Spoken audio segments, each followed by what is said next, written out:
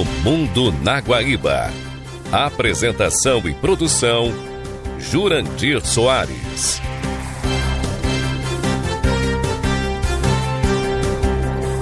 Boa noite. Estamos iniciando a apresentação do programa O Mundo na Guaíba, deste domingo, 9 de agosto de 2026. Este programa tem o apoio de Cindy Lojas Porto Alegre, Padaria e Confeitaria Roma e Instituto Unimed RS. Dia dos Pais, Cindy Lojas Porto Alegre. Compre nas lojas associadas, peça CPF na nota e concorra a prêmios no Pix. Cindy Lojas Porto Alegre. Padaria e Confeitaria Roma, Andrada 797. Do café da manhã ao lanche da noite, passando pelo almoço caseiro e uma variedade de doces e salgados. Tudo com melhor sabor, qualidade e esmero no preparo. Reservas e pedidos pelo telefone 51 99391 4421. Padaria e Confeitaria Roma, na Andradas 797. Há 18 anos, o Instituto Unimed RS transforma realidades, promovendo projetos sociais em todo o estado. Saúde, educação, cultura e sustentabilidade são os pilares deste trabalho. E você também pode fazer parte dessa mudança. Destine uma parte do seu imposto de renda e ajude a continuar esta missão. institutounimed.org.br. No programa de hoje vamos falar sobre as incoerências e a intolerância no Oriente Médio. A Ucrânia está bloqueando a Crimeia. Índia pede a cidadãos que não comprem ouro.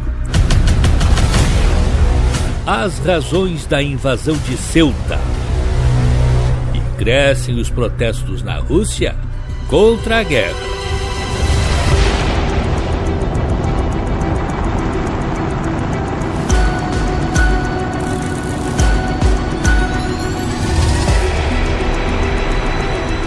A crise do Oriente Médio é pródiga em intolerância e incoerências. Agora, por exemplo, o Hamas anunciou que aceita o seu desarmamento em troca da retirada total de Israel da faixa de Gaza.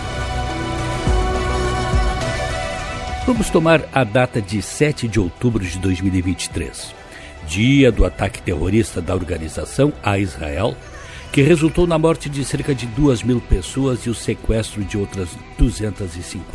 Aliás, uma ação injustificável para os serviços de segurança de Israel, que levaram 5 horas para reagir. Uma mancha para o governo de Benjamin Netanyahu. Mas o que quero ressaltar é que até aquela data, Israel estava completamente fora de Gaza. Aliás, de onde já saíra em 2005. As cidades da faixa de Gaza estavam inteiras e a população levava a vida dentro de sua realidade, a qual se sabe não era das melhores, mas tudo estava intacto nas cidades. A vida seguia dentro da sua, entre aspas, normalidade da região. O ato terrorista do Hamas levou Israel de volta para Gaza, com toda a força. Porém, com uma reação totalmente desproporcional que resultou nas mortes, segundo dados dos serviços humanitários da ONU, de cerca de 70.000 civis palestinos, e a destruição de praticamente todas as cidades da faixa de Gaza, algo que prejudicou a imagem de Israel no cenário internacional. Porém, com seu ato de outubro de 2023, o Hamas trouxe as forças israelenses de volta para dentro do seu território, além de ter levado enorme contingente de sua população civil à morte ou à perda de suas casas, seus negócios, sua perspectiva de vida. Então, agora, depois desta situação caótica, negocia o seu desarmamento pela saída de Israel. O presidente americano Donald Trump tem sido o mais interessado no acordo de desarmamento por saída para se ufanar de uma conquista. Só que o seu parceiro israelense Benjamin Netanyahu não está lá muito disposto a aceitar esse acordo. Aliás, até tem continuado os ataques a Gaza, conforme aconteceu ainda no último domingo, dia 2, com a morte de 15 palestinos. O maior número de vítimas em um só dia desde que entrou em vigor o cessar-fogo.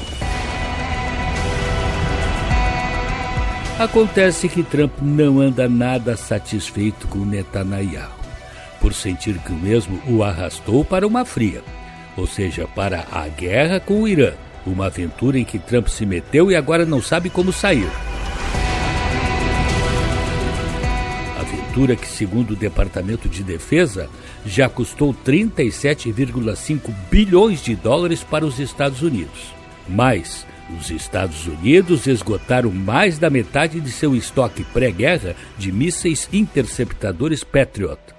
Isto, segundo a análise do think tank Center for Strategic and International Studies. E o órgão faz o alerta de que esta redução pode criar desafios de prontidão e dissuasão caso outro grande conflito surja antes que os estoques sejam repostos. Todo mundo percebe que o resultado desta guerra com o Irã tem sido o pior possível. Além dos gastos bélicos, não conseguiram destituir o regime. Pelo contrário, o mesmo se fortaleceu.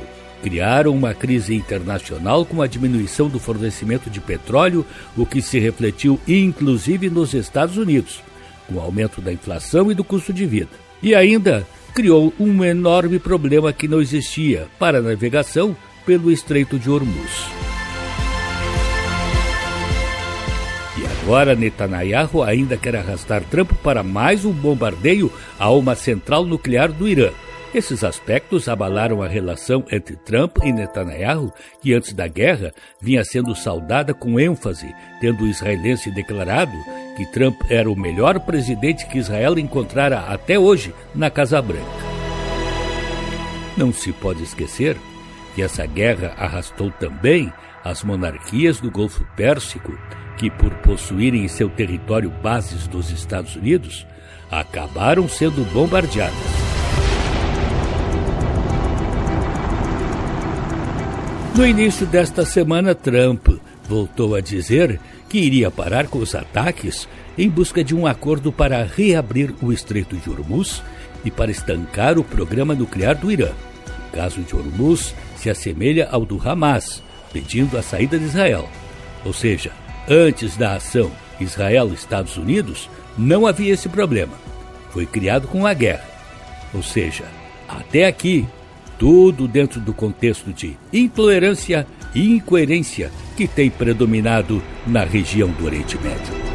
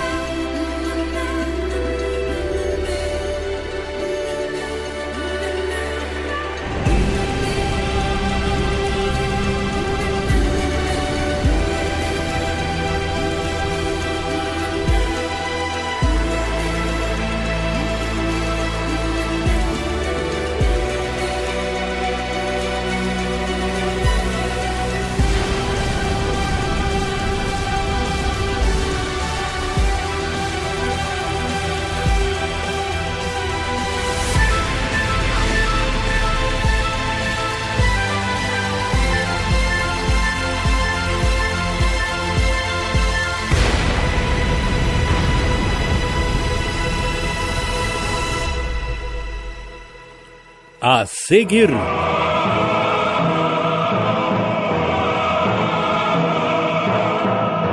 Ucrânia está bloqueando a Crimeia.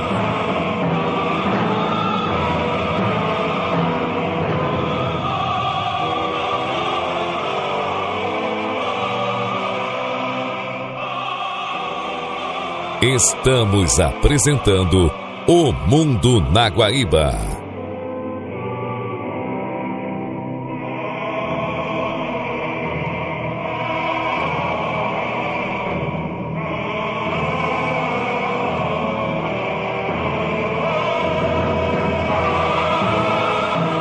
A Ucrânia vem desenvolvendo nos últimos dias uma ação intensa contra a Crimeia. Não está reconquistando fisicamente a península, no sentido de uma ocupação ou controle terrestre, mas realiza campanhas intensas de ataques com drones e mísseis para enfraquecer as forças russas que estão no local.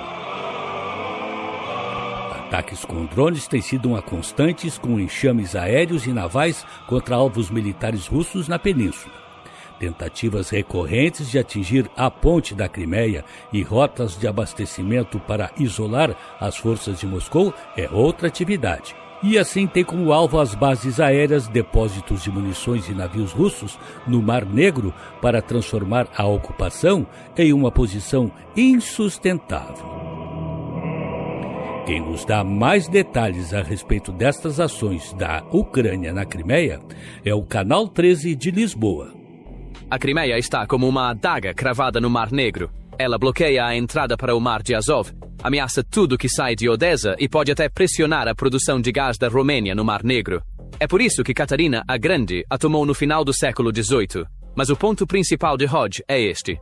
A própria geografia que torna a península tão importante também a torna tão vulnerável. Água em 3 lados e apenas algumas poucas ligações estreitas com a terra.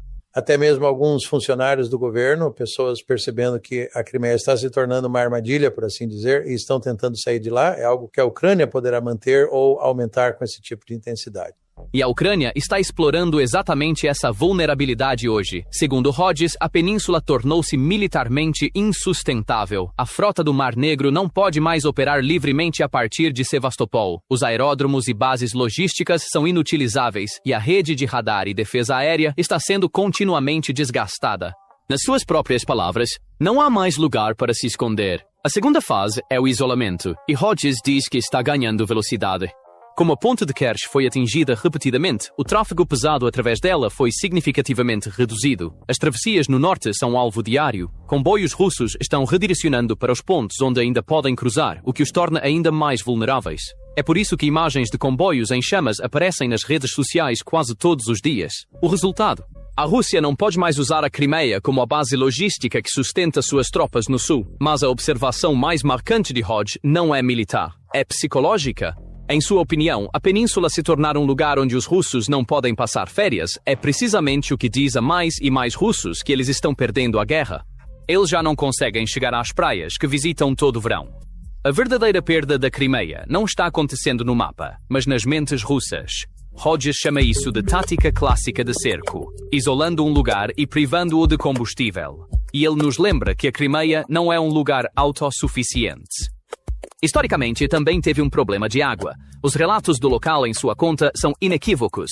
As pessoas estão saindo, não apenas turistas desapontados, mas alguns funcionários do governo também, porque percebem que a Crimeia está se tornando uma armadilha. E quanto mais apertada essa armadilha fica, mais os russos se aproximam de uma decisão: ficar ou retirar-se. A situação no mar apoia a mesma leitura. Segundo Hodges, a frota do Mar Negro já não é um fator real nesta guerra. Seus navios e embarcações de transporte de combustível estão sendo continuamente atacados por sistemas não tripulados, e a frota não pode se mover livremente fora de sua própria base principal. Quando uma marinha não está segura em seu próprio porto, o status de fortaleza intocável já terminou. E a resposta dele à pergunta de como o sucesso deve ser medido também merece destaque. Na visão dele, a métrica correta nesta guerra não é quilómetros quadrados conquistados, mas o efeito e o indicador a observar é a produção de petróleo e gás da Rússia, a capacidade de refino e as exportações. Se essa curva continuar caindo, a estratégia da Ucrânia está funcionando porque a Rússia só pode financiar esta guerra com a energia que consegue vender. Esta é também a tese que Hodges tem defendido há muito tempo. A Crimeia é o terreno decisivo desta guerra. Se a Ucrânia restabelecer o controle sobre a península, torna-se muito mais difícil para a Rússia sustentar a guerra política e psicologicamente. Mas ele também menciona o outro lado da moeda. Se a Rússia permanecer na Crimeia, pode obstruir indefinidamente as exportações da Ucrânia a partir de Odessa e seu acesso ao Mar de Azov. Em outras palavras, esta península é a chave da guerra para ambos os lados. E o indicador que Rhodes está realmente observando não é um mapa na linha de frente. É como a liderança militar sênior da Rússia responde. Ele diz que os oficiais russos profissionais podem ver como esta guerra desgastou suas próprias forças armadas. E baseando-se na história, ele levanta a possibilidade de que em algum momento a liderança militar diga: isso é suficiente. Coloque essa expectativa ao lado das frases de Ivashov e o quadro se completa. A voz que o Ocidente estava esperando começou a emergir de dentro da Rússia. O mesmo cansaço se transformou em raiva nas ruas russas. O que todas essas vozes têm em comum é a quebra de um acordo muito familiar. Desde a sua fundação, o sistema de Putin ofereceu aos seus cidadãos uma troca. Fique fora da política e, em troca, sua vida será estável.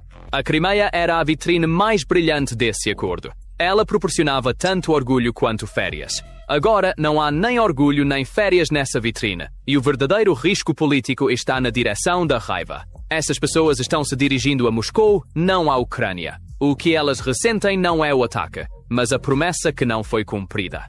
E, além de tudo isso, o golpe final veio do lugar mais inesperado. A Rússia apagou a Crimeia do seu próprio dinheiro. O verso da nova nota de 100 rublos que entrou em circulação em julho de 2026 traz o memorial de Reljev e um mapa.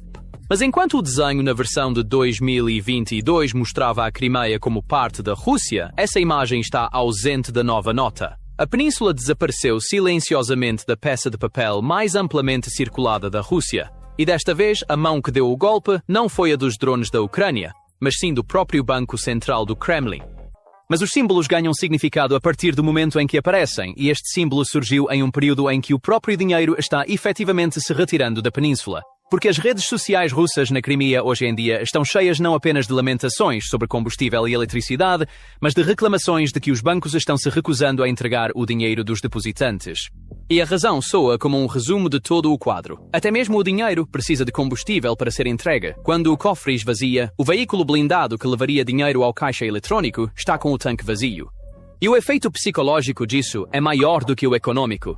A confiança de uma pessoa no Estado não é um sentimento abstrato. Ela é medida no momento em que colocam um cartão em uma máquina e retiram seu dinheiro. Quando essa máquina volta vazia, o que é abalado não é apenas um orçamento, mas a sensação de que meu Estado está me apoiando. Se os cartões não funcionam, se os caixas eletrônicos não dão nada e a conectividade é restrita, essa região efetivamente voltou a uma economia de dinheiro vivo, e o capital é a coisa mais rápida a fugir de tais lugares. Para um império, a perda mais perigosa não é a perda de território. É a perda da narrativa. Isso é exatamente o que está acontecendo na Crimeia hoje. As bandeiras estão no lugar, os governadores estão em suas mesas, os postos de controle estão funcionando. Mas o general do pensamento imperial russo diz: mesmo que permaneça em nossas mãos, não será nosso. Assim, o que parecia estar consolidado desde 2014, o domínio russo sobre a Crimeia, começa a ser abalado. E há uma razão fundamental para isso, levantada pelo repórter do Canal 13. O domínio sobre as águas do Mar Negro, a partir da estratégica cidade de Sebastopol, situada justamente na província da Crimeia.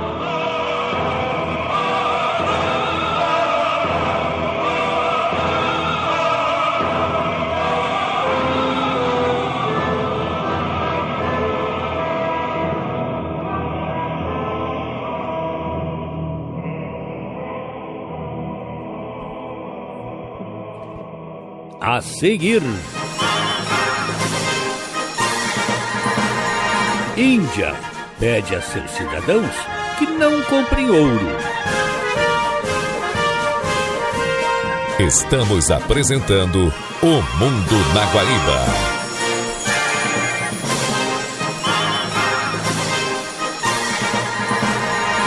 O governo da Índia fez um estranho pedido aos seus cidadãos: que não comprem ouro durante um ano.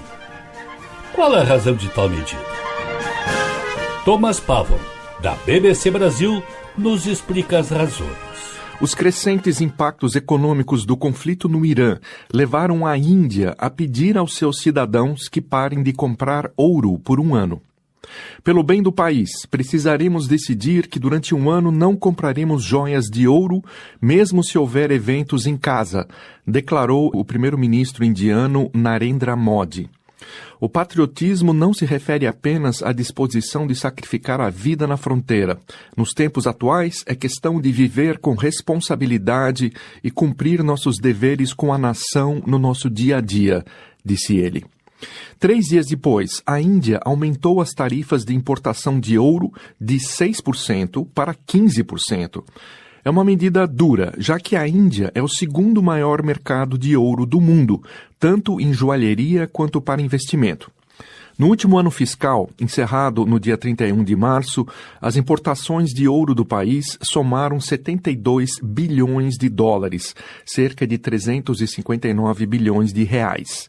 O ouro também representa importante papel cultural na Índia. O metal costuma servir de presente de casamento e é transmitido como herança.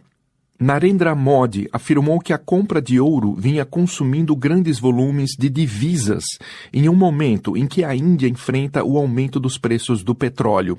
O país importa mais de 85% do seu consumo nacional.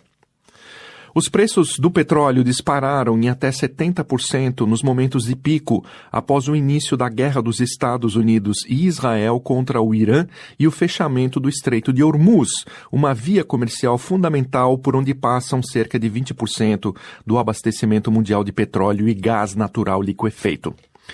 A alta dos preços da energia vem pressionando governos de todo o mundo a implementar medidas de economia. Muitos países se concentraram principalmente na economia energética, mas a Índia parece ser a única nação a pedir a seus cidadãos que reduzam os gastos com o ouro. O metal passou a ser uma grande preocupação econômica no país, já que as importações de ouro e petróleo são pagas principalmente em dólares americanos. A maior demanda por dólares pode enfraquecer a rúpia indiana, que já se desvalorizou em cerca de 5% frente ao dólar este ano. E essa desvalorização poderá gerar pressões inflacionárias. Para o setor de joalheria, a situação atual é pior que a época da Covid-19, afirma o joalheiro Sanjeev Agarwal, de Nova Delhi. Outro joalheiro da capital indiana, Abhishek Agarwal, comenta que as empresas receiam enfrentar dificuldades para sobreviver se as pessoas deixarem de comprar ouro. Mais de 90% do ouro vendido na Índia é importado, segundo a professora Sundaravali Narayanaswamy, diretora do Centro de Políticas do Ouro do Instituto Indiano de Gestão de Ahmedabad, no oeste do país. Todos os anos são importadas 600 a 700 toneladas de ouro e as exportações são muito poucas, explica a professora. Por isso, o ouro se acumulou nas famílias. É costume dizer que as mulheres indianas possuem cerca de 11% do ouro mundial, mas é difícil verificar essa cifra e as estimativas também variam. Na Índia, como em todo o mundo, muitas pessoas consideram o ouro um investimento seguro em épocas de incertezas. Por isso, a demanda pode permanecer alta, mesmo durante as crises econômicas. Os preços do ouro subiram consideravelmente nos últimos anos, superando pela primeira vez os $5.000, cerca de 24,9 mil reais, por onça em janeiro. O metal representa cerca de 9% do total de importações da Índia. Mas, diferentemente do petróleo, ele não é considerado essencial por ser comprado principalmente na forma de joias ou como investimento, não para a produção industrial. No passado, a Índia já tentou desencorajar o excesso de importações de ouro em tempos de dificuldades econômicas, aumentando as tarifas de importação e promovendo alternativas de investimento que não impliquem a posse do metal na forma física. Além de pedir aos indianos que se abstivessem de comprar ouro, o primeiro-ministro indiano também incentivou a população a usar transporte público, compartilhar carros, optar pelo trabalho remoto e limitar as viagens não essenciais ao exterior para reduzir o consumo do combustível. Narendra Modi também solicitou que as famílias reduzam o uso de óleo de cozinha e pediu aos agricultores que diminuam o consumo de fertilizantes. Outros governos de várias partes do mundo implementaram medidas similares para fazer frente ao aumento dos preços dos combustíveis. O Sri Lanka, por exemplo, estabeleceu um sistema de cotas de combustível para veículos e pediu às instituições governamentais que diminuam o consumo de energia. Já a Tailândia pediu à população reduzir o uso do ar-condicionado. O Egito já havia ordenado o fechamento antecipado de lojas e restaurantes e Moçambique aconselhou seus cidadãos a optar pelo trabalho remoto. Já o apelo de Modi à população indiana para que deixe de comprar ouro é bastante incomum, segundo Hamad Hussain, da empresa de pesquisas Capital Economics. Mas no caso da Índia, isso se explica porque o país importa grandes volumes de ouro, que representam uma parte importante das suas importações. Por isso, de certa forma, faz sentido, disse o especialista. Os economistas estão divididos em relação aos impactos de uma possível redução da demanda indiana sobre o preço mundial do ouro. A Índia é o país mais populoso do mundo e um grande consumidor do metal. Por isso, a queda da demanda pressionaria os preços mundiais do ouro, deslocando a balança devido ao excesso de oferta, explica Hussain. Mas Sebastian Tillett, da consultoria Oxford Economics, opina que o impacto seria marginal, já que os preços atualmente sofrem mais influência da demanda dos investidores e das incertezas geopolíticas. Ele também duvida que a convocação de Modi aos indianos venha a abalar as compras de ouro no país. Os apelos públicos podem trazer algum efeito, mas o mais provável é que eles posterguem ou alterem as compras sem eliminá-las, segundo ele. Tillett destaca que o ouro continua profundamente arraigado na cultura indiana e na economia das famílias. O impacto a curto prazo também poderá ser atenuado pela sazonalidade. A demanda de ouro costuma ser menor fora das principais temporadas de compras para casamentos e festivais, prossegue ele. Por isso, é provável que parte da desaceleração ocorresse da mesma forma, acrescenta. Em 2013, autoridades governamentais e profissionais do setor relacionaram o aumento das tarifas de importação de ouro, ocorrido naquela época, ao crescimento do contrabando e do comércio ilegal. Analistas descrevem o apelo de Modi como o conjunto mais drástico de medidas anunciado até hoje em resposta ao aumento dos preços de energia. O líder da oposição na Índia, Rahul Gandhi, afirmou que o governo estaria transferindo a responsabilidade para o povo.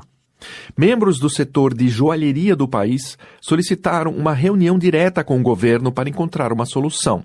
Se fossem apenas 2 meses, talvez pudéssemos gerenciar, mas 1 ano inteiro é demais, afirma outra joalheira, Shweta Gupta. Como eles acham que vamos pagar nossos funcionários? Diante dessas explicações, pode-se entender por que o governo indiano tomou esta medida.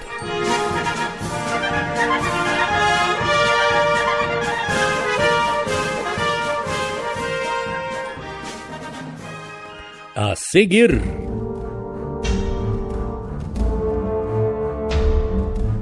as razões da invasão de Ceuta.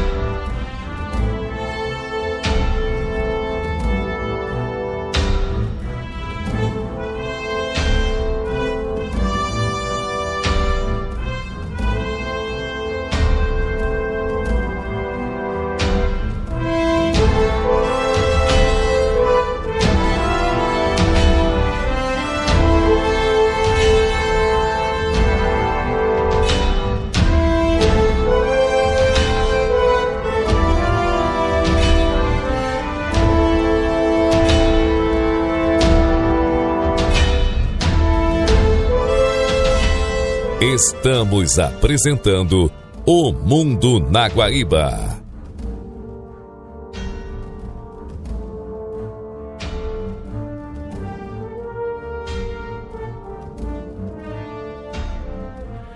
O mundo foi sacudido recentemente por uma mobilização de cerca de 70 mil pessoas que saíram do Marrocos e se dirigiram para a cidade de Ceuta, que é uma possessão da Espanha dentro do território marroquino. Teoricamente, essas pessoas iam em busca de ingresso na União Europeia, tendo em vista que a Espanha é membro da comunidade e seu governo, liderado pelo socialista Pedro Sánchez, admitiu recentemente cerca de 500 mil imigrantes como cidadãos espanhóis, o que quer dizer cidadãos europeus. O episódio gerou uma rápida mobilização militar repressiva espanhola, que resultou no afastamento dos invasores, com as mortes de pelo menos 57 deles. Mas gerou também uma série de protestos na Europa contra a Espanha. E também especulações sobre os interesses que estavam por trás dessa mobilização. E, inclusive, com suspeitas de um dedo do presidente americano Donald Trump, que estaria dando apoio ao Marrocos na sua reivindicação de soberania sobre Ceuta e Melilla, a outra cidade do território marroquino sob domínio da Espanha. Para entender a situação, primeiro vamos dar um mergulho na história para conhecermos os fatos. A origem de Ceuta e Melilla, como territórios espanhóis na África, remonta aos séculos XV e XVI, período da expansão ibérica e da Reconquista, com Melilla ocupada pela Espanha em 1497. E Ceuta, conquistada inicialmente por Portugal em 1415 e transferida para a Espanha em 1668. Melilla passou ao controle da coroa espanhola em 1497, sob o comando de ducado ligado à Casa de Medina e Sadônia, integrando-se logo depois ao reino espanhol. Ceuta foi tomada pelos portugueses em 1415, durante a expansão ultramarina. Após a União Ibérica, 1580-1640, quando Portugal e Espanha se uniram sob o mesmo rei, Ceuta permaneceu com a Espanha por escolha própria ao final do domínio lusitano, tendo formalizado isso pelo Tratado de Lisboa de 1668. Quando o Marrocos obteve sua independência da França e da Espanha em 1956, Madrid manteve a soberania sobre as duas cidades, por já estarem sob o domínio espanhol séculos antes da criação do Estado marroquino moderno. Ambas seguiram como cidades autônomas da Espanha e, por conseguinte, fazendo parte da União Europeia. O Marrocos, no entanto, passou a incrementar a sua luta diplomática pela conquista das cidades, citando a anomalia de ter duas cidades espanholas europeias dentro de seu território marroquino africano. Na mesma ocasião, o Marrocos lutou para defender também a sua soberania sobre o Saara Ocidental, uma província do oeste africano que até 1976 esteve sob domínio espanhol, passando depois para o controle da chamada Frente Polisário de Libertação. Recentemente, o presidente Donald Trump reconheceu a soberania do Marrocos sobre o território.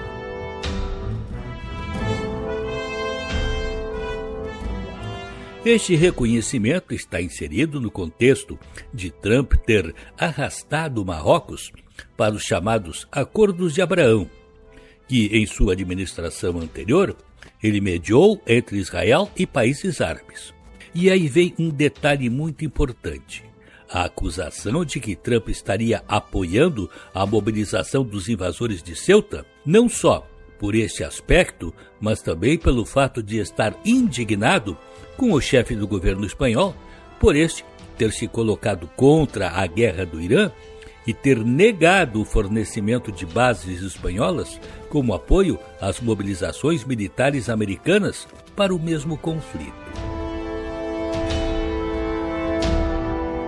Assim é que a questão da soberania de Ceuta e Melilla ganhou nova e complicada conotação, fazendo com que o governo espanhol manifestasse sua indignação quanto ao tema e quanto às mobilizações ocorridas na Europa contra a Espanha, como também levantasse outra questão, a soberania do Reino Unido sobre Gibraltar, situado dentro do território espanhol, na entrada do estreito, que leva o seu nome. Assim, curiosamente, tem-se do lado europeu uma cidade espanhola sob domínio britânico e do lado africano uma cidade marroquina sob domínio espanhol.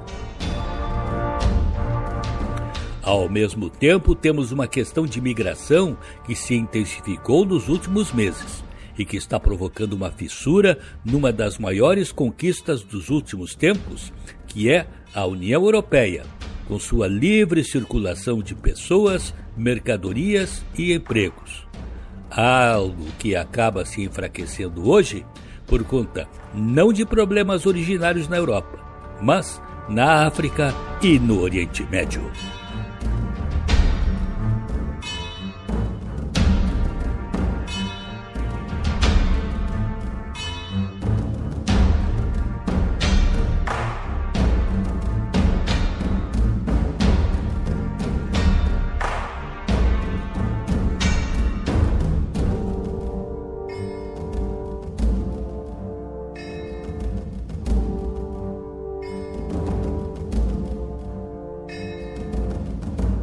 A seguir,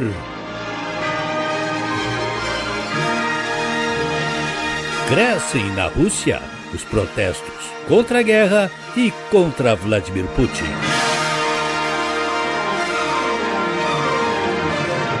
Estamos apresentando O Mundo na Guaíba.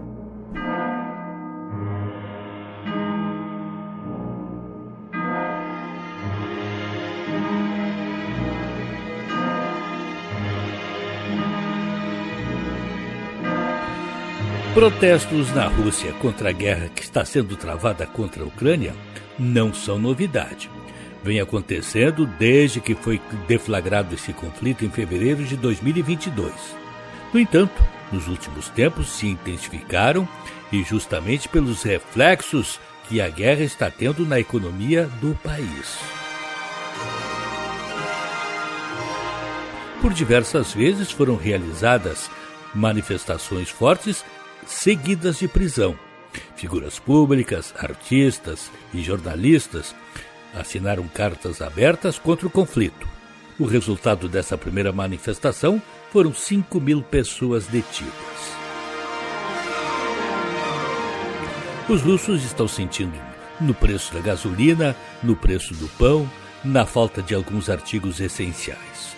Agora, setores mais poderosos no país estão se voltando contra o governo de Vladimir Putin. Quem nos dá mais detalhes a respeito da situação que ocorre na Rússia é o Canal 13 de Lisboa. As elites da Rússia começaram a se voltar contra Putin, admitindo em voz alta que a guerra está perdida, e os sussurros nos corredores do Kremlin agora estão dando lugar a uma traição aberta contra ele. Enquanto o que esta guerra trouxe a Moscou abala as fundações mais profundas da sociedade russa por dentro. No dia 2 de julho, a presidente do Comitê da Duma Estatal, Nina Ostanina, acusou o governo de Putin, em comentários publicados no Telegram, de esconder a verdade do público. Em uma ditadura onde a oposição é silenciada instantaneamente e uma única voz é a lei, uma figura do mais alto nível do parlamento se levantar e acusar seu próprio gabinete de mentir não é uma crítica política comum. Na ordem que Putin construiu, isso equivale à traição. É uma bandeira aberta de motim de elites que começaram a abandonar um navio afundando. Ostanina condensou o abismo para o qual o regime está deslizando em uma sentença letal. O país pode ficar sem pão. Sob sanções, isso equivale à morte. Há uma única palavra na história russa que derrubou impérios, destronou coroas e colocou czares diante de pelotões de fuzilamento: pão. A Revolução Bolchevique de 1917 não começou com grandes manifestos políticos. Começou com os gritos da classe trabalhadora faminta e furiosa nas filas de pão nas ruas de Petrogrado. Hoje, 107 anos depois, os passos desse mesmo pesadelo ecoam pelos frios corredores dourados do Kremlin. A guerra deixou de ser uma seta vermelha abstrata em um mapa. Ela desceu diretamente para a cozinha da classe trabalhadora russa, para suas carteiras, e até a cadeira de Putin. Então, por que as elites do regime de repente começaram a abandonar o navio e a passar a conta umas para as outras? Eles sabem exatamente qual é o cheiro da traição, o som de uma revolta popular se aproximando. Esta admissão mostra que a guerra deixou para trás a manchete da linha de frente distante e chegou à prateleira do supermercado e à fila do banco. Vamos rastrear até onde essa admissão chega, do posto de gasolina à colheita, da colheita ao banco e até à urna. Agora vamos ver exatamente o que essa admissão continha. O aviso de Ostanina não é um desabafo raivoso lançado antes de uma eleição, é um alarme concreto. Segundo ela, quase 1/3 das maiores refinarias da Rússia estão fora de operação. O vice-primeiro-ministro e os ministros responsáveis não estão descrevendo a situação de forma honesta e não existe um plano de emergência. Putin, por sua vez, descarta a mesma crise em público como não crítica. Então, enquanto o Kremlin transmite a mensagem de que não há problema, o próprio legislador do regime declara que essa mesma situação é um desastre. É importante entender que isso não é um ataque comum da oposição. As eleições para a Duma acontecem em setembro e Ostanina insinuou abertamente que esse problema de combustível e pão poderia custar a certos funcionários seus cargos. A crise deixou de ser puramente econômica e se transformou em uma ameaça política direta. O que estamos vendo é a raiva que vem se acumulando há meses finalmente emergindo. Os legisladores russos estão lidando com as reclamações vindas de seus distritos: pão caro, postos de gasolina vazios, salários atrasados. Em um sistema de voz única como o da Rússia, este é um ponto de virada. Um presidente de comissão está acusando abertamente o governo de esconder a verdade. A fissura é profunda e a pressão é muito maior do que se supunha. Em resumo, quem pronuncia a palavra derrota já não é um inimigo, é a própria voz do sistema. Ostanina não é a única a levantar essa questão. Até mesmo o homem no topo da Duma, o presidente Vyacheslav Volodin, interveio com um apelo público. Se unirmos a vontade de todos em uma única vontade, prevaleceremos. Todos entendemos que o Ocidente coletivo está contra nós. Devemos proceder com base nisso e não dar a eles nenhuma desculpa ou deixá-los procurar uma. Vamos lidar com os problemas nos postos de gasolina, assim como lidamos com outros problemas. Eles queriam derrubar nosso sistema financeiro. Eles falharam. Ele foi ainda mais longe, gabando-se de que o Ocidente tentou derrubar tanto o sistema financeiro quanto a economia e falhou. A realidade diz o contrário. Nos mesmos dias em que essas palavras foram ditas, as refinarias estavam parando uma a uma. A gasolina estava sendo racionada e os bancos estavam sendo silenciosamente arrastados para um limiar devastador. Então, a vanglória de que não conseguiram nos quebrar paira no ar à sombra do próprio colapso que nega. A resposta está nos campos de colheita. Julho é o coração da colheita na Rússia. Este ano, porém, os agricultores não conseguem encontrar diesel e o preço do combustível dobrou. Sem diesel para operar o trator, o grão fica no campo e mesmo depois de cortado, levá-lo ao moinho requer um caminhão, que novamente precisa de combustível. O combustível está presente em cada elo da cadeia. Robert Provdy, comandante das forças de sistemas não tripulados da Ucrânia, mais conhecido como Magyar, resume a situação em uma frase. A colheita no sul da Rússia está sendo esmagada por uma grave crise de combustível e o aumento do preço do diesel tornou até mesmo o transporte do grão antieconômico. A escassez se propaga rapidamente até a mesa de jantar. Por relatos independentes, a colheita de 2026 já está de 1 a 2 semanas atrasada. Produtores de alimentos estão alertando os varejistas sobre atrasos nas entregas. Transportadoras aumentaram as taxas de frete em pelo menos 10% a partir de 1º de julho, e cada caminhão com preço elevado acaba impactando o preço na prateleira. E uma vez que o preço do pão começa a subir em um país, a questão deixa de ser econômica e torna-se social, que é exatamente por isso que o Kremlin está agindo com tanta cautela.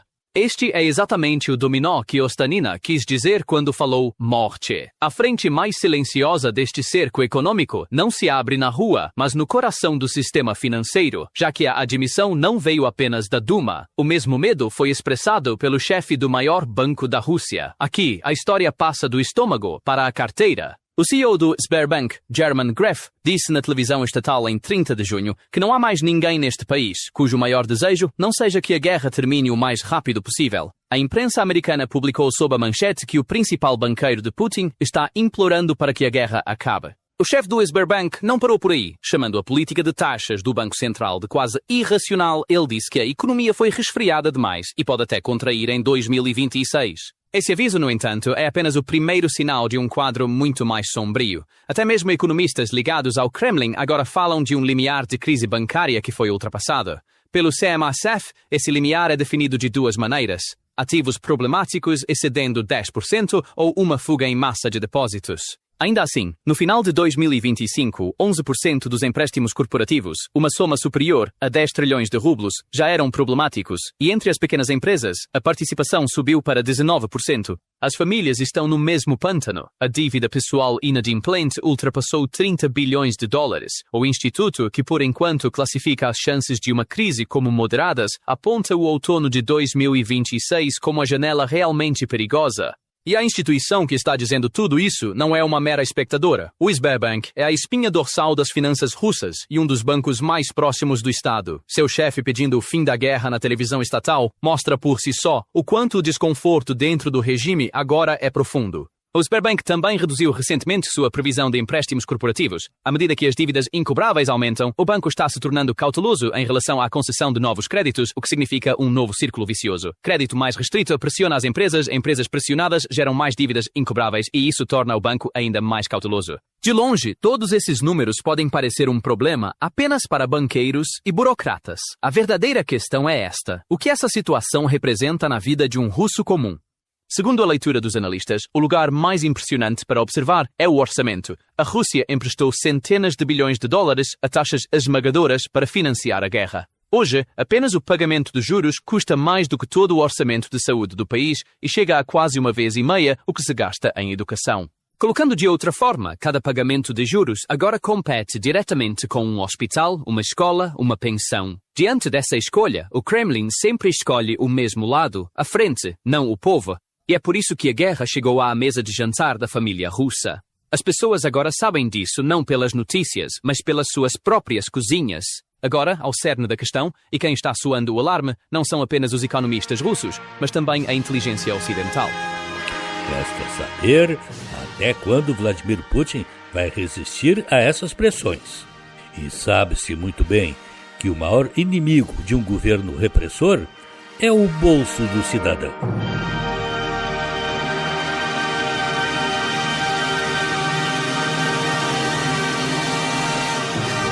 A seguir,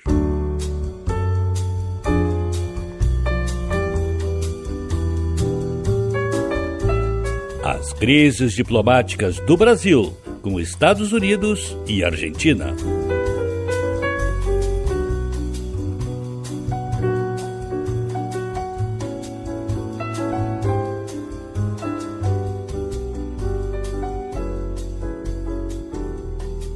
Estamos apresentando O Mundo na Guaíba.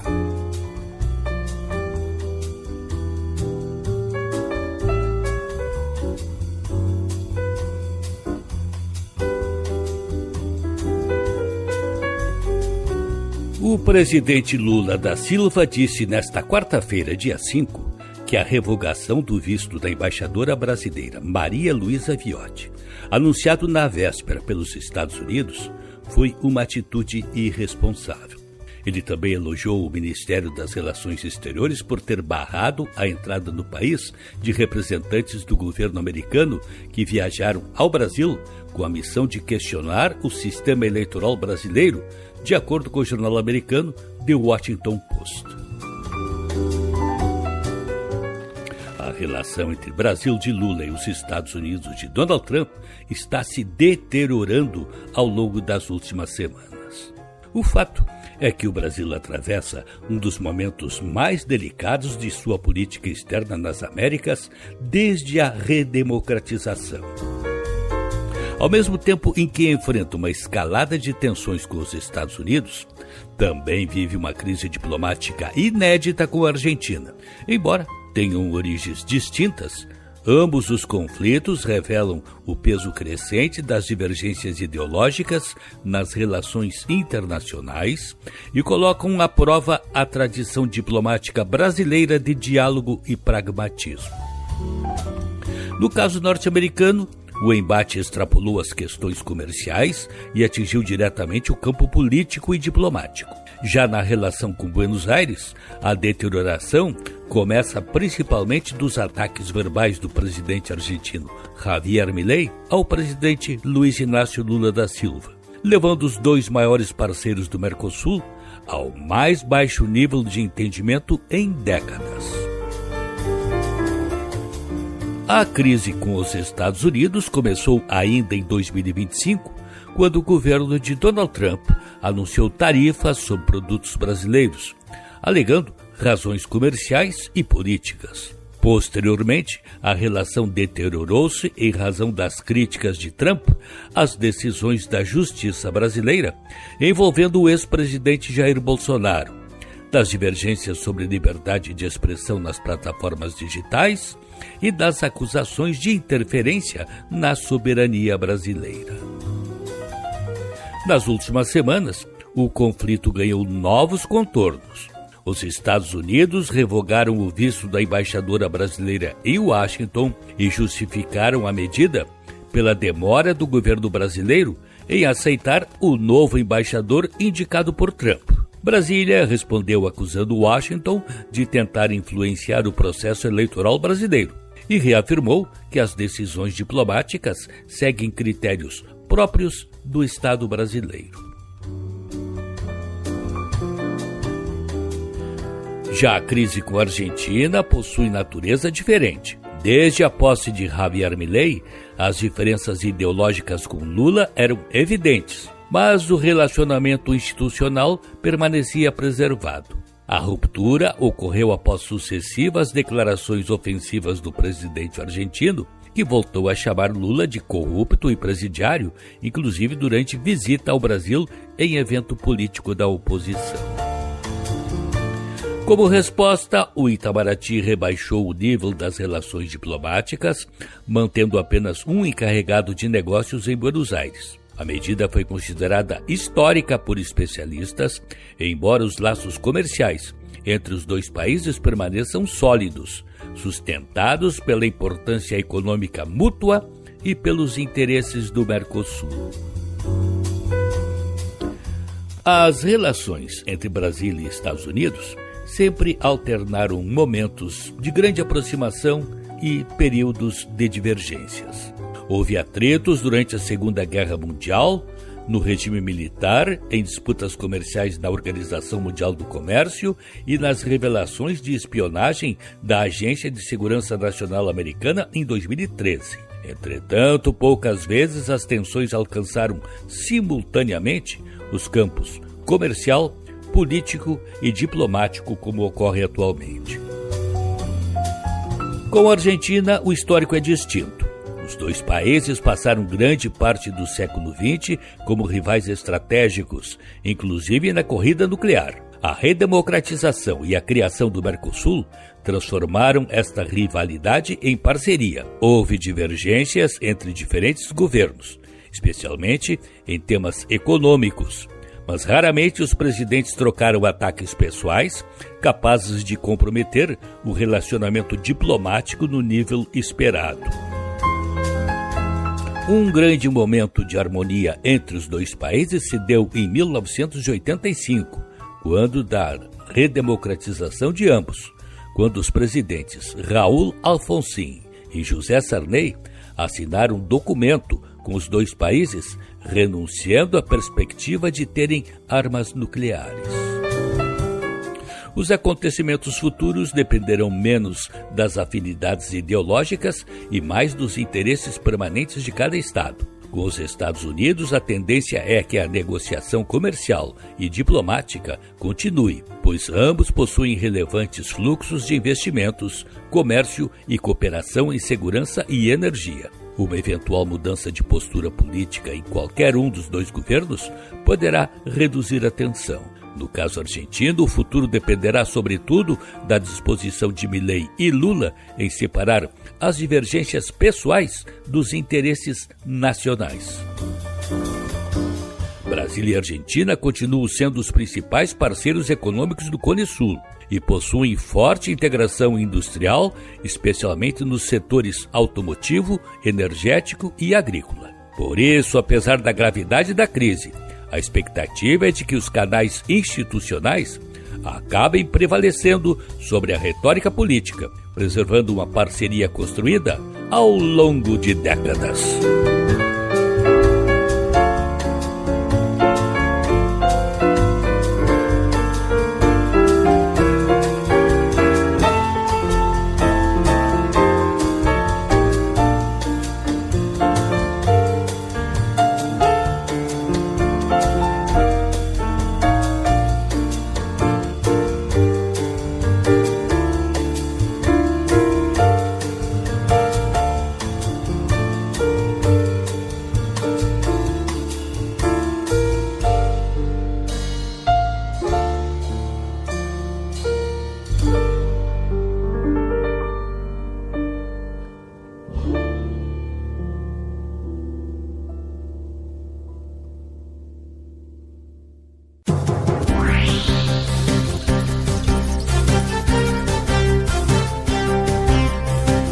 O programa de hoje teve o trabalho da técnica de Cleiton Lopes. Na mesa de áudio, Luciano Vargas. Coordenação de jornalismo, Rafael Sequim. E direção-geral, Claudinei Girotti.